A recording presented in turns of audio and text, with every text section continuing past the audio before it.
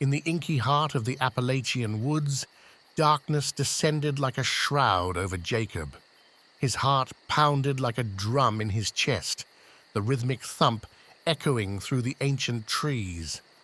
He had lost his way, miles from civilization, and the forest swallowed his feeble cries. Suddenly, the distant crack of a twig broke the silence, sending a chilling shiver down Jacob's spine. He froze, his senses heightened, and the oppressive canopy above seemed to close in around him. In the dim moonlight, he saw shadowy figures emerging from the underbrush, grotesque and twisted, like malevolent specters. The figures drew closer, revealing their haggard faces, marked by madness and malevolence.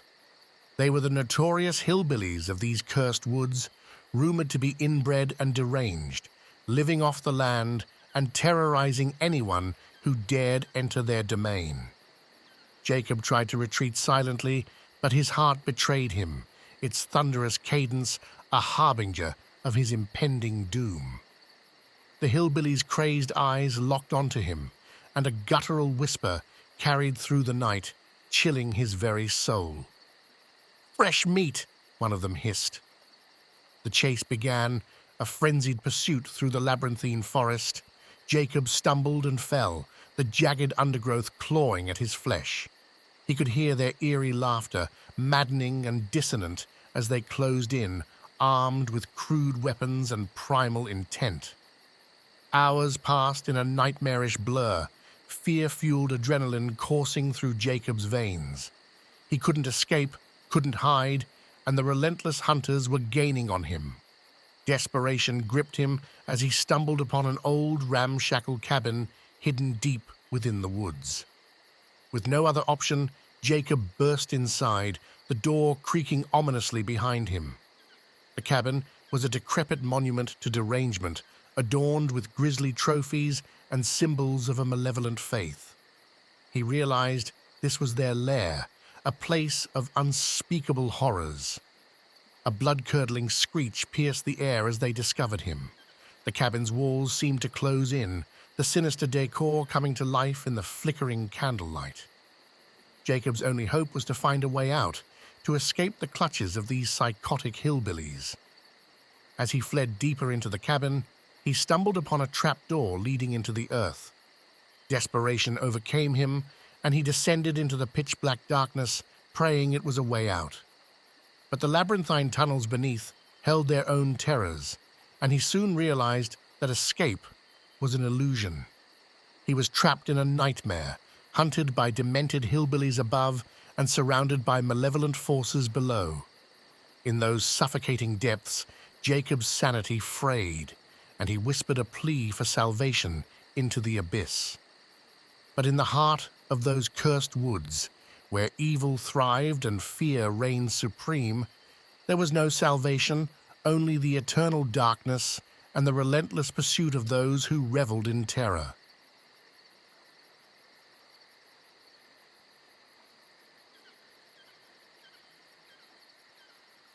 Maria had always been an adventurous spirit, and her weekend hiking trips were a testament to her love for the outdoors.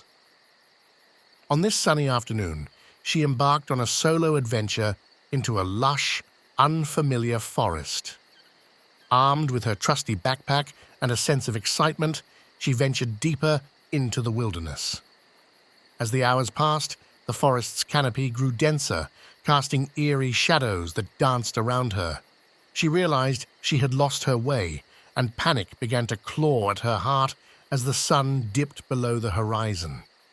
With a shaky breath, Maria quickened her pace, desperate to find her way back to civilization before nightfall. The woods seemed to close in around her, and the chirping of birds was replaced by an ominous silence. Suddenly, an ear-piercing screech echoed through the trees, making Maria's blood run cold. It sounded inhuman, a chilling symphony of pain and hunger. She stumbled forward, her heart pounding, as the forest around her transformed into a nightmare. The darkness deepened, and Maria felt unseen eyes watching her every move. Twisted branches reached out like skeletal fingers, and the once friendly terrain now seemed like a labyrinth designed to trap her. Her phone, her lifeline, was out of battery, rendering it useless. In the distance, Maria glimpsed a shadowy figure, tall and unnaturally slender, moving with an eerie grace. Panic seized her as she realized she was not alone. She had unwittingly stumbled upon a skinwalker's territory. Terrified, she broke into a run, her footsteps echoing through the ominous silence. The creature pursued her, its sinister form shifting and contorting, mimicking the surroundings. It was gaining on her, its malevolent intentions evident in the air. Maria's breath came in ragged gasps as she felt the skinwalker closing in, its unearthly shrieks resonating through the forest. Desperation coursed through her veins as she pushed herself to the limit, praying for salvation. Just when all hope seemed lost, the faint glimmer of distant lights pierced the darkness ahead. A cabin stood nestled in a small clearing, its windows aglow with welcoming warmth. Summoning her last ounce of strength, Maria sprinted towards it, her heart pounding like a drum. She flung the cabin's door open and slammed it shut behind her, gasping for breath. Inside, an elderly man with kind eyes and a crackling fireplace greeted her. He seemed unfazed by her frantic arrival and offered her a seat by the hearth. Maria recounted her harrowing experience as the man listened attentively. He nodded knowingly and whispered, "You were lucky, young one. The forest harbors many secrets, and the skinwalker is one of its darkest. It rarely lets anyone escape." As Maria warmed herself by the fire, the man cautioned her to never return to the forest alone at night.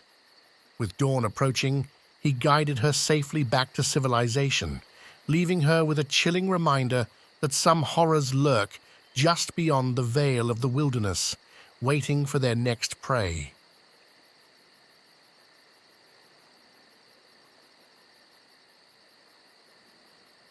Emily had always been an independent woman, unafraid of venturing alone into the world.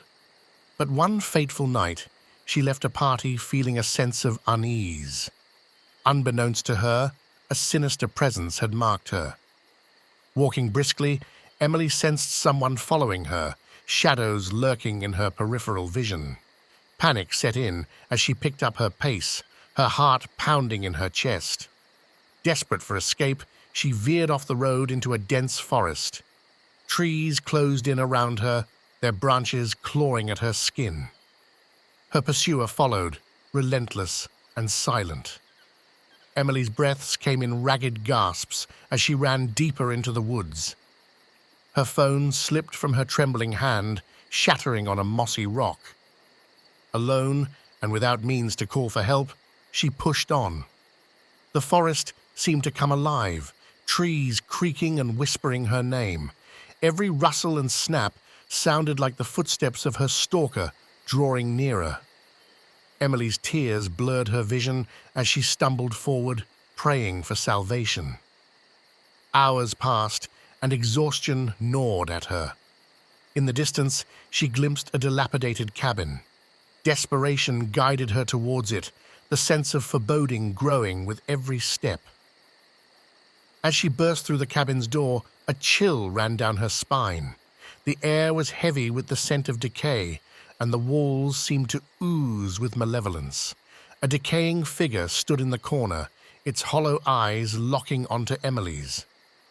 With no other option, she bolted to the cabin's rear door, pushing through the overgrown yard and into the darkness.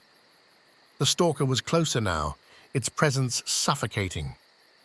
Just when she thought she could run no more, Emily stumbled upon a decrepit bridge over a yawning chasm.